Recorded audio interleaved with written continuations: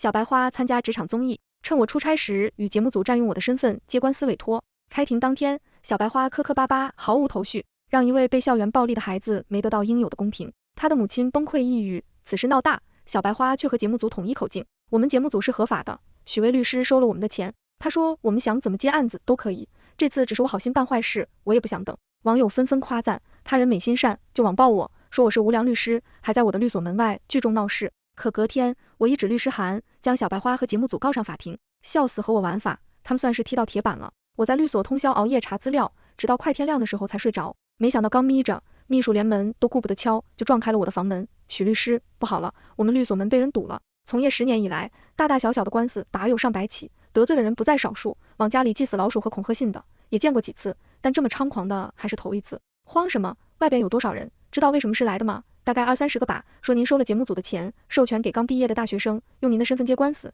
结果明白的案子都让他给打输了，孩子母亲崩溃抑郁，网上都是骂您的。门外那些人是来给孩子母亲讨公道的，说要让大家认清你这个行业败类，委托人们都不敢来了。秘书边说边递过手机，标题旁大大的豹字鲜红又刺目，无良律师违规收钱，无助母亲崩溃大哭。前些天我答应了做一款职场综艺的特邀嘉宾，刚好手上还有个紧急的案子要处理，就和节目组约定出差回来再参加录制，不想他们惊用我的名义，接了一个校园暴力的案子，辩护律师就是夏子熙。夏子熙3本大学毕业，能和一群985的学生做同事，也是节目组故意制造的噱头。开庭当天，他支支吾吾连话都说不明白，案子自然败诉，当事人的母亲当场就哭晕过去，夏子熙是后发状态。很抱歉让大家失望了，辜负了大家的信任，在此我郑重向徐老师道歉，对不起，你那么信任我，让我用你的名义接案子，结果我却搞砸了。同时我还要谢谢一直以来支持我的粉丝们，我会继续努力的，还配了哭得眼睛通红的4宫格自拍，我一眼就看出是专业的化妆手法，哪有哭那么狠眼睛都不中的。可惜他的一众粉丝看不明白，底下16的回复都在安慰他，子熙宝宝不哭，你已经很努力了，就是我们都看着呢，凌晨2点还在熟悉资料，每天都是最后一个离开的，子熙宝宝加油，我们永远支持你。节目组也紧接着发文，我们的节目是合法拍摄，借用许律师的身份接案子，已经经过许律师的同意，有转账记录为证，我们已经付过费用，对于此次的事件，我们深表遗憾。原本还有些理智的路人，看到节目组的消息彻底爆发了，怎么会有这么不负责的律师？律师身份也是可以随便借的，据说还是业内有名的律师呢，他不是案子都是找人代打的吧？我本人就是律师，对这种行为十分不耻，这是严重违反律师职业道德的行为。隶属在一旁气得跺脚，许律师你不要着急，这些人就是跟风，你许大律师的名头那是货真价实，一个案子一个案子打出来的，他们没有证据都在乱说，我将秘书的手机放到他手里，我急什么？该急的是他们，先入为主，颠倒黑白，想往我身上泼脏水，他们怕不是忘了我是干什么的。从大门向外看，周围已经聚集了一圈看热闹的人，一个流里流气的男人正举着手机激情比划，家人们，这就是那个无良律师的律所，无良律师收钱不办事，今天我虎哥就要替天行道，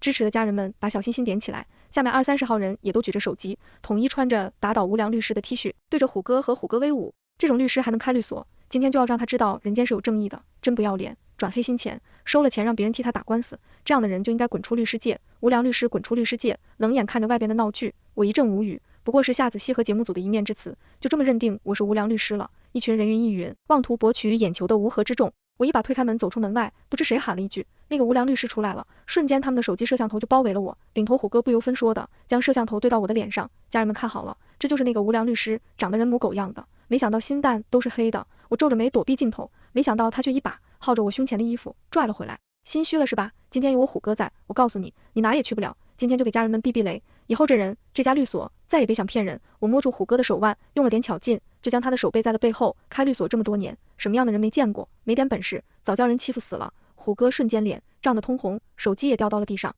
哎，大家看到了，律师打人了，律师打人了，我冷冷的还是一周。周围人看着5大3粗的虎哥像小鸡展示的对我拎在手里，不由得都后退了一步，但手中的摄像头却是偷偷靠近了一些。根据刑法第290条规定，居中扰乱社会秩序，情节严重，致使工作无法进行，造成严重损失的，处3年以下有期徒刑、拘役、管制或者剥夺政治权利。你们想试试吗？眼见不少人萌生了退役，虎哥大喊，大家都别听他的，法不责众，我们这么多人是替天行道，就是警察也管不了我们。我手中力道一紧，虎哥像虾米一样弯下身子，哦，还忘了你了，居中闹事，扰乱治安，对手要分子，可处3年以上7年以下有期徒刑。出来前我已经报警，想和警察聊聊吗？你这个贱人！虎哥分了一阵，想从我手下逃开，我顺势一退，虎哥踉踉跄跄摔倒在台阶下，我还顾4周的摄像头，无辜的举起双手，大家都看到了，是你自己没站稳，可不怪我。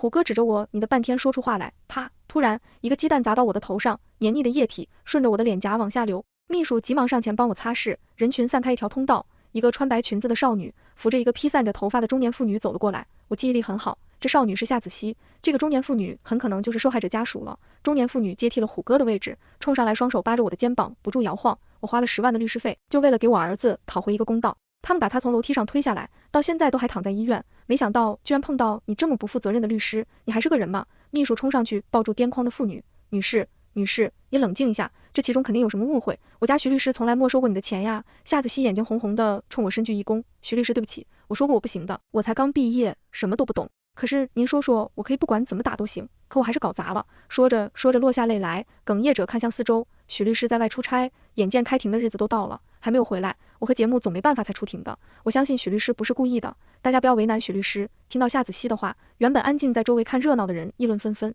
夏小姐，你可知道恶意诽谤他人，可处3年以下有期徒刑、拘役、管制或者剥夺政治权利的。夏子熙根本不敢直视我的眼睛，站在原地连连摆手，将辩解了一句，我不是，我没有就哭得上气不接下气，说不出话来。周围人看不过去，纷纷指责我对一个小姑娘太过刻薄。我刻薄？我只不过说了句实话，抵得上他给我泼的脏水刻薄吗？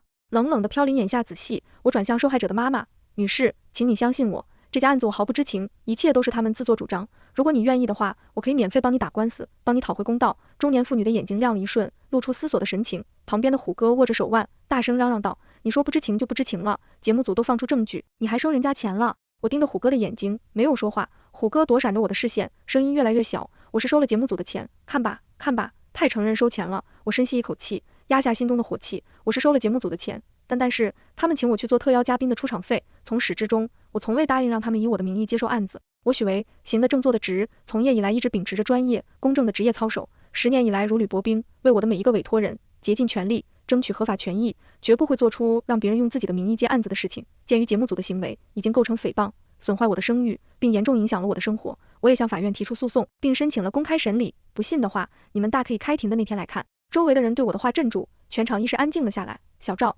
秘书赶紧上前一步，许律师，把在场的人都拍下来。我刚刚说了，要以居中扰乱社会秩序的罪名起诉他们，在场的一个也不要落下。秘书的手机刚掏出来，在场中人如梦初醒，纷纷掩面而逃。哼，一群胆小鬼。秘书看着四散而逃的背影，撇撇嘴表示不屑。这些人将镜头对准别人的时候理直气壮，怎么镜头对准自己的时候就心虚了呢？碍眼的人跑了干净。我将受害者妈妈请进了律所，她说她叫刘梅，是个单亲妈妈，一直和儿子相依为命。2个月前，她儿子在学校被人从楼梯上推下来，双腿骨折，身上也有不同程度的擦伤，到现在还躺在医院里不能下床。根据学校班主任的说法，他的儿子是自己摔下去的，只是学校的监控坏了，暂时不能证明。他求告无门，才想要通过法律求过公道。恰好他的邻居就是夏子熙，他说他正在参加一档职场综艺，认识一个很有名的律师，可以帮他打官司。虽然期间他也有过疑虑，因为他一直没有见到过他们口中那个很有名的律师，但因为钱已经交给了他们，又有夏子熙担保，还给他看了有我签字的合同，他只能选择相信。如今官司没打赢，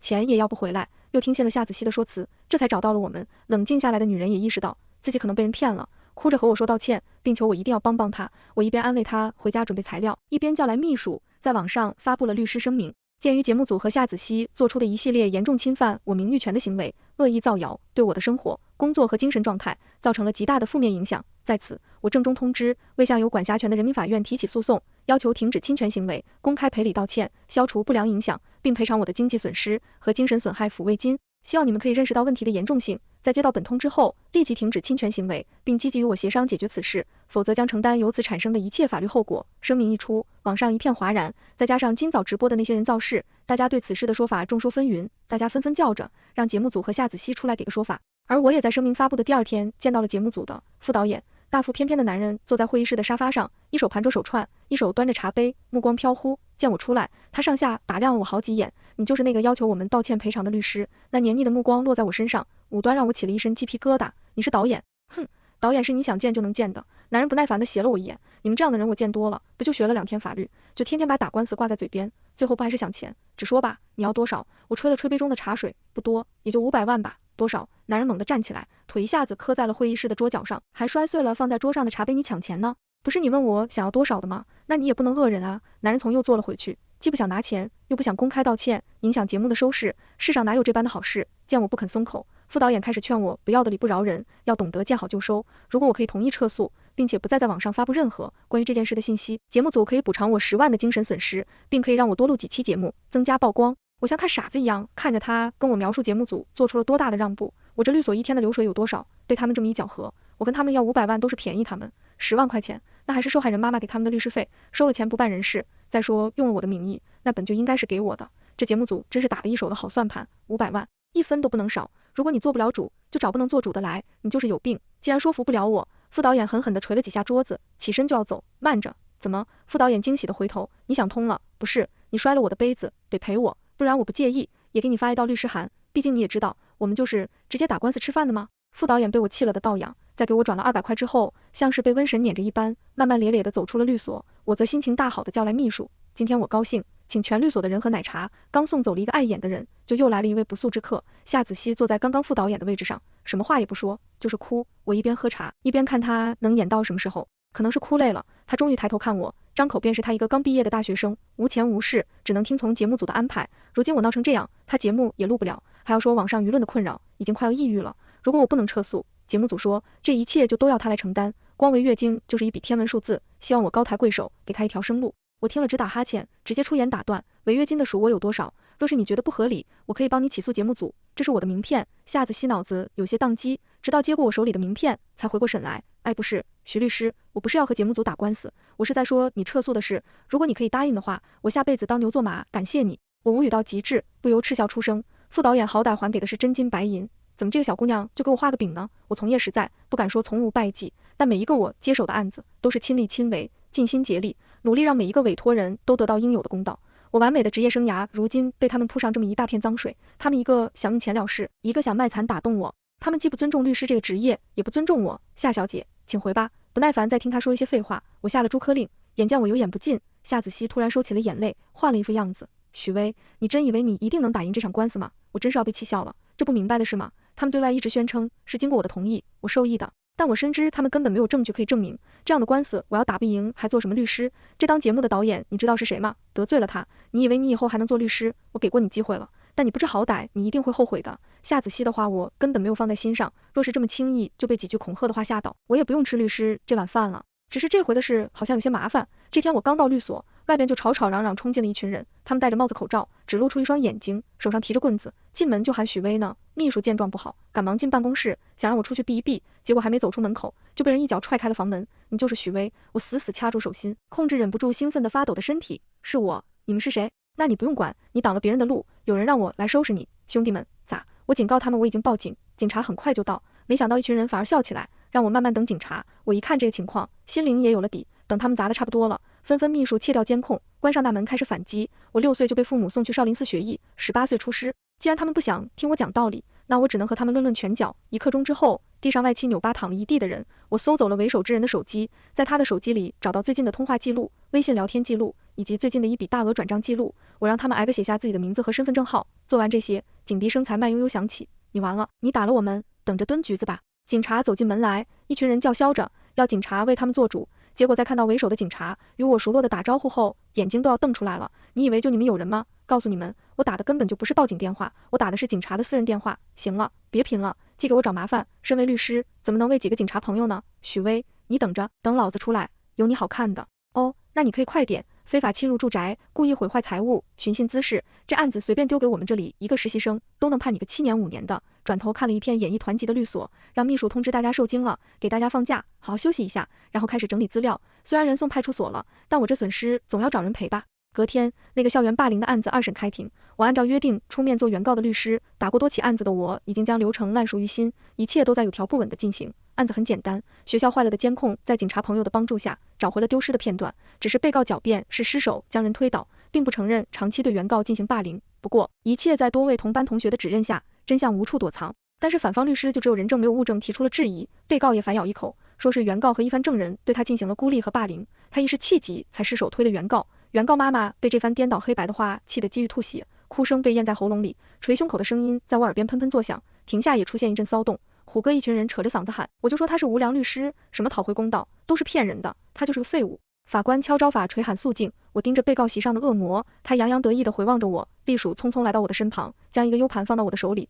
如果人证不够充分的话，那这些视频呢？ U 盘被呈上去作为新的证据，里面是他近1年来霸凌同学的记录。这个恶魔不仅霸凌同学，还有拍摄视频的爱好，还胆大妄为的发在外网上供人取乐。我几乎都可以想象出，他在一暗的角落里拿着视频，回味自己恶行的丑恶嘴脸。门外走进了一群人，是他和他的同伴一起霸凌过的学生，是我这段时间以来一个一个走访过的家庭。如果一个人不敢反抗，那一群人聚集起来，还不敢反抗吗？最后被曝光在阳光之下，论魔得到了应有的惩罚。虎哥一行人冲过来，我下意识的抬手，虎哥讪讪的把手里的手机往后藏了藏。徐律师，我们都错怪你了，我们看了你这场官司，不仅帮了原告，还帮了这么多人，你真是一个好律师。我扫了一眼他的手机屏幕，满屏飘的都是打脸了吧的弹幕。虎哥不好意思的闹头，混口饭吃，混口饭吃，未知全貌，不予置评。身为一个有一定影响力的公众人物，你需要为你说过的每一句话负责。不是，许律师，我也是被人骗了呀，这不能怪我呀。晚了，我扭头从秘书的文件夹里抽出一份律师函，散布谣言，编造虚假信息。我现在正式通知你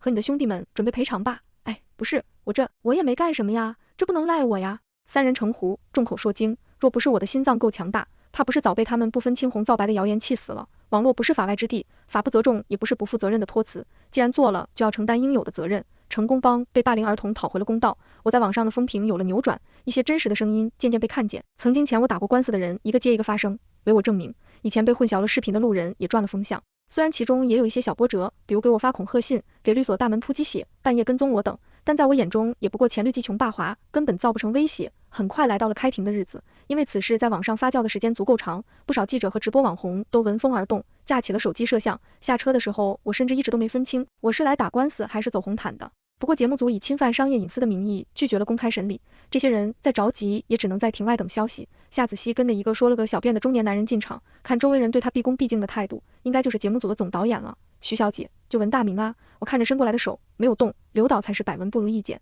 相信这件事给许小姐也大概许多困扰。许小姐上场官司我看了，打得很不错嘛，不论今天结果如何，刘某都想交许小姐这个朋友。我看着面前笑容不达眼底的男人，鸡皮疙瘩都掉了一地。成功刘导看得起，但我这种小人物还是不要高攀了。法官太平，我以节目组和夏子熙未经允许，假借我的身份接受案件，并在网络上发布不实信息，导致我名受损为由，要求节目组和夏子熙退还受害者妈妈的代理费，停止侵害，赔礼道歉，恢复名誉，并赔偿我的经济损失和精神损失，同时提交了受害者妈妈的供词、网络截图等一系列证据。没想到不仅节目组拒不承认自己的行为，就连法官也以证据不足为由驳回了我的诉讼，甚至节目组还提供了我亲笔签署的委托夏子熙代理案件的合同，直接就令我败诉。走出法院的大门，在外等候的记者博主拿着大大小小的话筒直接围了过来。许小姐，许小姐，法院的判决结果出来了吗？许小姐，有人说你败诉了，这是真的吗？面对四面八方的询问，我在同事的帮助下几乎是狼狈的逃离现场。透过后视镜看到刘导从容不迫地接受记者的询问，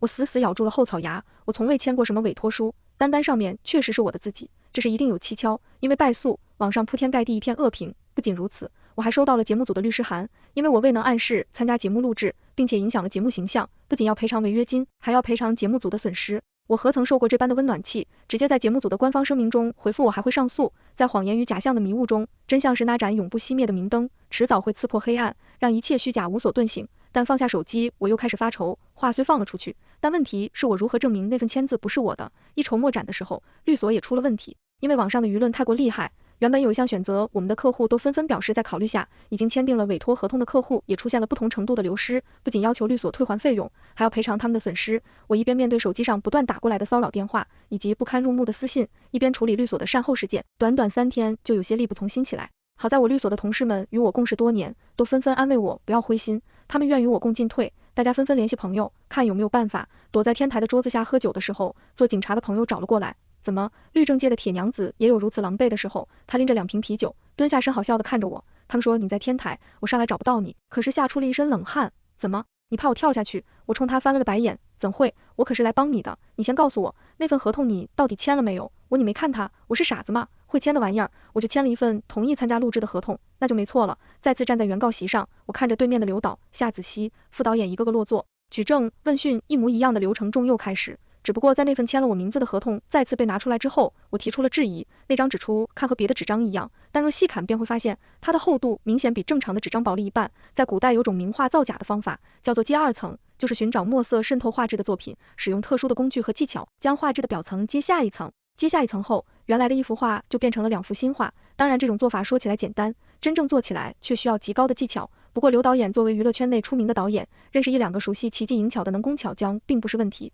而我签字都是用的钢笔，这就给他们造假留下的机会。真相被揭开，全场一片哗然。刘导一个眼风扫到副导演身上，副导演瑟缩着肩膀无处可躲，是他，这件事都是他做的。夏子熙被选中参加这档节目，原本就是用来做那些天之骄子的对照组，眼见一同入职的同事陆续都接了案子，只有他一个人还在做着打印资料、整理文件的实习生工作。夏子熙心里的嫉妒像野草一样疯长。校园霸凌这种案子自带流量，天生站在正义的方向，不想错过这个机会的夏子熙，趁我不在的机会，先是取得了邻居阿姨的信任，又说服了导演让他上场。若是案子赢了，3本学生打败985大学学霸的爽跟戏码，必将为节目带来一波热度；若是输了，对节目也没什么太大的影响，导演自然乐见其成。只可惜成也流量，败也流良，当舆论的烈马上场，去向将在不受任何人的控制。事情败落的第一时间，他们不想着如何承认错误，反而为了降低事件对节目的影响，妄想用我的职业生涯铺就他们的青云路。不是我只是提了建议。是他，夏子熙的手指本想指向刘导，却又在半路转了方向。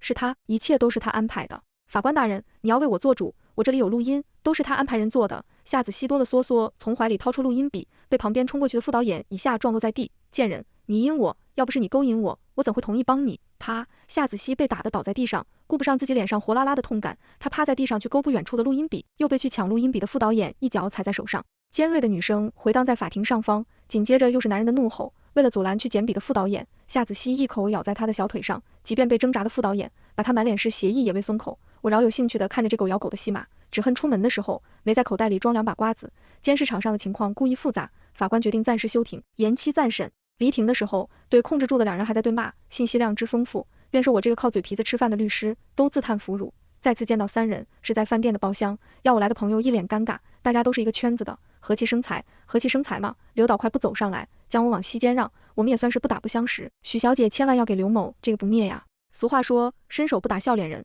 我实施然坐在了主位上。相比那天金贵的态度，刘导今天的态度不得不说恭敬。